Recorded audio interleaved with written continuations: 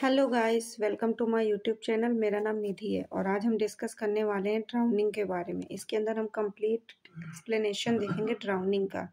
तो आइए वीडियो को शुरू करते हैं। सबसे पहले हम देखेंगे कि ड्राउनिंग की डेफिनेशन क्या होती है। तो drowning is a condition in which a person airway gets submerged in water causing difficulty in breathing when water enters the nose and mouth.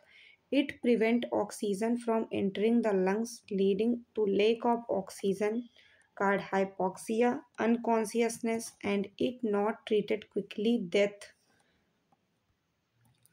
Drowning एक ऐसी कंडीशन है जिसमें एक पर्सन पानी में डूब जाता है और उसके लंग्स में पानी चला जाता है, जिससे वो सांस नहीं ले पाता, जिस कारण से उसको उसकी बॉडी में ऑक्सीजन की कमी हो जाती है। और यदि उसको तुरंत ठीक नहीं कराया जाए तो पेशेंट की डेथ भी हो सकती है। ड्राउनिंग कई तरीके से कॉज हो सकता है, जैसे कि कुछ लोग एक्सीडेंटल तरीके से, कुछ लोग अगर पानी में गिर जाते हैं या फिर लेक में, रिवर में, स्विमिंग पूल में, या फिर पुअर स्विमिंग स्किल्स, या फिर जिनको स्विमिंग नहीं आती है, या फिर बोटिंग एक्सीडेंट्स, सीजर्स या फेंटिंग व्हाइल स्विमिंग, एल्कोहल और ड्रग यूज नियर वाटर। यदि वाटर पे स्विम करते समय या बोटिंग करते समय जो लोग अल्कोहल या ड्रग को इनटेक करते हैं तो भी हमें ड्राउनिंग कॉज हो सकती है। या फिर स्ट्रॉन्ग वाटर करंट या वेव्स, वाटर की जो स्ट्रॉन्ग करंट्स प्रेजेंट हो या फिर वेव्स की कंडीशन तेज हो तो भी पेशेंट को ड्राउनिंग कॉज हो सकती है। या फिर पेशेंट ने सुसाइड अटेम्प्ट करने की कोशिश की हो तो भी उसे ड्राउनिंग कॉज हो सकती है। ये रेयर होता है बट पॉसिबिलिटी इसकी हो सकती है। मैकेनिज्म क्या क्या होता है ड्राउनिंग का। सबसे पहले अगर देखा जाए कैसे हमें ड्राउनिंग कॉज करती है, तो सबसे पहले जब कोई व्यक्ति पानी के अंदर डूबता है तो जो वाटर होता है वो एंटर करता है माउथ और नोज के थ्रू उसकी बॉडी के अंदर, जिसके कारण the person can not breathe, यानी पर्सन सांस नहीं ले पाता, जिसके कारण उसकी बॉडी पे ऑक्सीजन लेवल घट जाता है। वो भी कैसे? नॉर्मली हमने देखा है कि जो ऑक्सीजन होती है वो ब्लड के थ्रू ही बॉडी में, होल बॉडी में सर्कुलेट होती है, लेकिन जो पेशेंट के शरीर में ऑक्सीजन का लेवल घट जाता है तो बॉडी में CO2 का लेवल बढ़ जाता है, जिसके कारण पेशेंट को ब्रेन डैमेज या हार्ट के फंक्शनिंग स्टॉप होने के भी चांसेस हो सकते हैं। तो यही चीज़ बोला गया है कि जब पर्सन सांस नहीं ले पाता जिसके कारण उसकी बॉडी पे ऑक्सीजन लेवल गिर जाता है, जब बॉडी में पेशेंट के ऑक्सीजन कम होगी तो पेशेंट पैनिक हो जाएगा और स्ट्रगल करेगा, किस लिए? मोर ऑक्सीजन के लिए, जिस वजह से उसकी बॉडी पे कार्बन डाइऑक्साइड इंक्रीज हो जाएगी, जिससे हम हाइपरकैपेनिया के बोलते हैं। हाइपरकैप्निया का मतलब हाइपोकैप्निया का मतलब होता है जब बॉडी में CO2 लेवल डिक्रीज हो, और हाइपरकैप्निया का मतलब होता है जब बॉडी पे CO2 का लेवल या कार्बन डाइऑक्साइड का लेवल इंक्रीज हो। तो यहाँ पे पेशेंट को हाइपरकैप्निया कॉज करेगा जब पेशेंट की बॉडी पे ऑक्सीजन का लेवल घट जाएगा और कार्बन डाइऑक्साइड का लेवल बढ़ जाएगा। इस वजह से पेशेंट का ब्रेन के फंक्शन डैमेज हो जाएंगे और हार्ट भी अपनी फंक्शनिंग को स्टॉप कर सकता है, जिस कारणवश पेशेंट का कॉन्शियसनेस लेवल बिल्कुल से लूज हो जाएगा और फाइनली पेशेंट की डेथ हो सकती है। क्लियर है? नेक्स्ट हम देखेंगे कितने टाइप का ड्राउनिंग होता है। तो there are 3 types of drowning.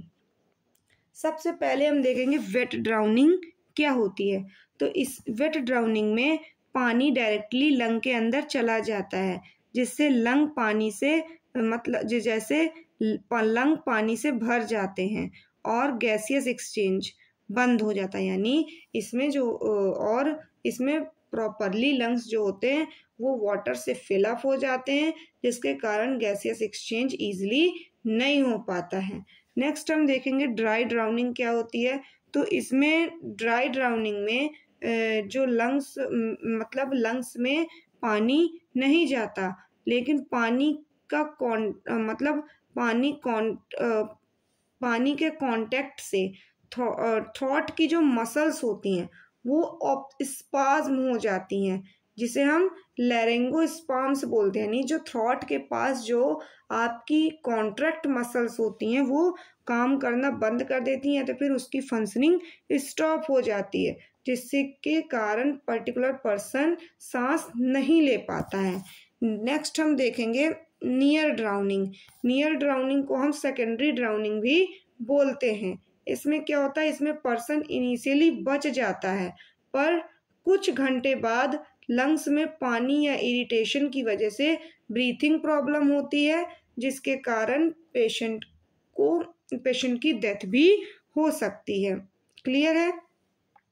जैसे कि पेशेंट स्विमिंग जब किन किन कारणों की वजह से ड्राउनिंग कॉज हो सकती है, जैसे कि स्विमिंग में ना आना, अल्कोहल या ड्रग यूज़ करने के बाद स्विमिंग करना, या ओवर कॉन्फिडेंस या सेफ्टी रूल्स को इग्नोर करने की वजह से, या चिल्ड्रन का सुपरविज़न के बिना पानी के पास खेलना, या एक्सीडेंट हो जाना पॉन्ड्स में, लेक में, रिवर में, या फिर पेशेंट को एपिलेप्सी या फिट्स की प्रॉब्लम्स भी या सीजर्स की प्रॉब्लम भी होती हों, ऐसी कंडीशन में पेशेंट को ड्राउनिंग हो सकता है।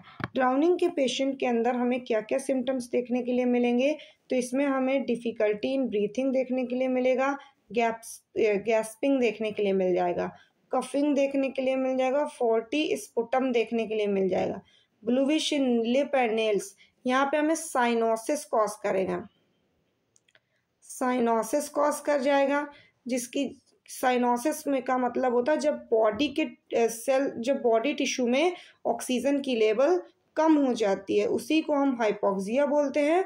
और जब बॉडी में ऑक्सीजन लेवल कम होने के कारण जब बॉडी के जो नेल्स होते हैं और लिप्स होते हैं वो ब्लू कलर के होने लगते हैं, उस कंडीशन को हम साइनोसिस बोल देते हैं।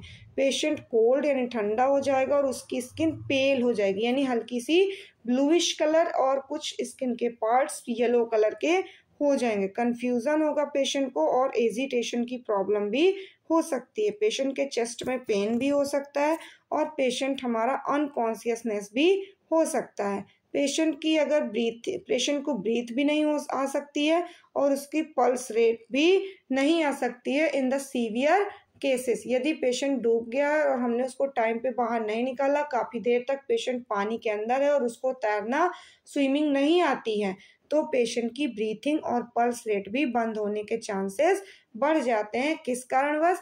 क्योंकि पेशेंट के लंग्स में पानी बढ़ जाता है, या तो फिर पेशेंट की जो कॉन्ट्रैक्ट मसल्स होती हैं थ्रॉट के पास की, उनमें स्पाज्म हो जाता है। इन केसेस में पेशेंट प्रॉपरली सांस नहीं ले पाता है। यदि हमारे पास कोई ड्राउनिंग का पेशेंट आता है तो हम उसको क्या फर्स्ट एड मैनेजमेंट प्रोवाइड करते हैं, तो सबसे पहले हम इमीडिएट एक्शन हमें बहुत ज़रूरी होता है। यदि हमें पता चलता है कि कोई पेशेंट है जो डूब रहा है, तो हमें तुरंत इमीडिएट एक्शन उसके लिए लेना पड़ता है। सबसे पहले हमें उस पर्सन को सेफ्टली पानी से बाहर निकालना पड़ता है, और उसकी ब्रीथिंग और पल्स रेट को कम्प्लीटली चेक करना पड़ता है कि उसकी ब्रीथिंग रेट और पल्स रेट आ रही है या नहीं आ रही है। यदि हमें ब्रीथिंग और पल्स रेट आ रही है तो ठीक, अगर हमें नहीं आ रही है तो हमें स्टार्ट कर देना है सीपीआर देना उस पेशेंट को। सीपीआर का मतलब होता है कार्डिक पल्मोनरी रिसक्सिटेशन। इसमें हम पेशेंट को आर्टिफिशियल ब्रीथिंग प्रोवाइड कराते हैं। इसमें हम पेशेंट को 30 चेस्ट कंप्रेशंस में 2 सिक्योर ब्रीथ्स प्रोवाइड करते हैं, रेस्क्यू ब्रीथ प्रोवाइड कराते हैं। साथ ही साथ हम इमरजेंसी सर्विसेज को कॉल करते हैं immediately. Keep the person warm, हम पर्सन को गर्म रखने के लिए या वार्म रखने के लिए हम पेशेंट को क्लॉथ या ब्लैंकेट से कवर अप करते हैं। Patient if the person is breathing place then it recovery position. Patient को हम ब्रीथिंग लेने के लिए, सांस लेने के लिए इनकरेज करेंगे, और उसको रिकवरी प्लेसेस पे सेफ रिकवरी पोजीशन प्रोवाइड करेंगे। नॉर्मली हम रिकवरी पोजीशन जो होती है हमारी, वो साइड लाइन पोजीशन होती है। Do not shake on scalp the person, हम पेशेंट को शेक नहीं करेंगे और स्कैल्प में नहीं करेंगे। Do not give anything to drink, हम कुछ भी उसे पीने के लिए प्रोवाइड नहीं करेंगे। CPR को हम कंटिन्यू रखेंगे जब तक हमारे पास मेडिकल सर्विसेज आ नहीं जाती हैं, जब तक पेशेंट या पर्सन हम ब्रीथिंग या सांस लेना स्टार्ट नहीं कर देता। जब पेशेंट मेडिकल या हॉस्पिटल पहुंच जाएगा तो हम पेशेंट की ऑक्सीजन थेरेपी स्टार्ट करेंगे। पेशेंट को नीड होगी तो हम उसको ऑक्सीजन थेरेपी प्रोवाइड करेंगे। नेक्स्ट हम वेंटिलेशन, अगर पेशेंट सीवियर है तो हम उसको वेंटिलेटर में रखेंगे। वेंटिलेशन का मतलब होता है कि जो पेशेंट अपने मन से सांस नहीं ले पाता, हम उसको आर्टिफिशियली ब्रीथिंग प्रोवाइड कराते हैं, एयर प्रोवाइड कराते हैं, जिसकी वजह से उस प्रोसीजर को हम वेंटिलेशन प्रोसीजर बोलते हैं। चेस्ट एक्सरे करवाएंगे पेशेंट का, देखने के लिए, चेक करने के लिए कि पेशेंट के लंग्स तो कहीं डैमेज नहीं हुए। हम पेशेंट को वार्म रखने के लिए, हाइपरथर्मिया से प्रोटेक्ट करने के लिए पेशेंट को IV फ्लूइड्स चढ़ाएंगे। पेशेंट्स को हम एंटीबायोटिक्स प्रोवाइड कराएंगे, जिससे कि अगर उसकी बॉडी में कहीं भी इन्फेक्शन अगर डेवलप हुआ है तो उसको ट्रीट किया जा सके। हम पेशेंट के पल्मोनरी एडिमा को देखेंगे, डिटेक्ट करेंगे और उनको ठीक करेंगे। देखेंगे कि कहीं लंग्स में फ्लूइड तो भरा हुआ नहीं है। अगर हम ड्राउनिंग के पेशेंट को टाइम पे चेक नहीं करते हैं या इमीडिएट केयर प्रोवाइड नहीं करते हैं तो हमें उन पेशेंट्स के अंदर क्या क्या कॉम्प्लिकेशंस देखने के लिए मिल सकते हैं। तो हमें सबसे पहले ब्रेन डैमेज देखने के लिए मिल सकता है और उनकी ब्रेन में लेक ऑफ ऑक्सीजन देखने के लिए मिल सकता है, जिसकी वजह से ब्रेन टिश्यू की डेथ हो सकती है और हमें निमोनिया की कंडीशन देखने के लिए मिल सकती है। रेस्पिरेटरी फेलियर या कार्डियक अरेस्ट या डेथ भी देखने के लिए मिल सकता है। प्रिवेंशंस हम क्या क्या करेंगे ड्राउनिंग से बचने के लिए? तो सबसे पहले जो लोग पानी में जा रहे हैं उनको स्विमिंग आनी चाहिए और उनको वाटर सेफ्टी रूल्स को बारे में पता होना चाहिए। हम जो लोग स्विम कर रहे हैं उनको हम अकेला नहीं छोड़ेंगे। स्विम करते समय या बोटिंग करते समय हम अल्कोहल या किसी प्रकार की भी ड्रग्स को अवॉइड करेंगे। लाइफ जैकेट को यूज़ करेंगे और बोटिंग के दौरान, और क्लोज सुपरविजन रखेंगे बच्चों के ऊपर कि वो पानी के आसपास ना खेलें। या फिर do not drive to unknown on solo water. Clear है? की पॉइंट्स क्या होते हैं ड्राउनिंग के? तो की पॉइंट्स में अगर हम देखें तो ड्राउनिंग एक तरीके की मेडिकल इमरजेंसी है। इसमें हमें क्विक रेस्क्यू करना पड़ता है, इमीडिएट CPR प्रोवाइड कराना पड़ता है, जिससे कि हम पेशेंट की लाइफ को सेव कर सकें। इसमें प्रिवेंशन जो होता है वो बेस्ट सेफ्टी मेजर्स होता है ड्राउनिंग से बचने के लिए। तो आज की वीडियो में इतना ही। यदि आपका ये टॉपिक क्लियर हुआ हो तो वीडियो को लाइक करें, चैनल को सब्सक्राइब करें, बेल आइकन को प्रेस करें। Thank you.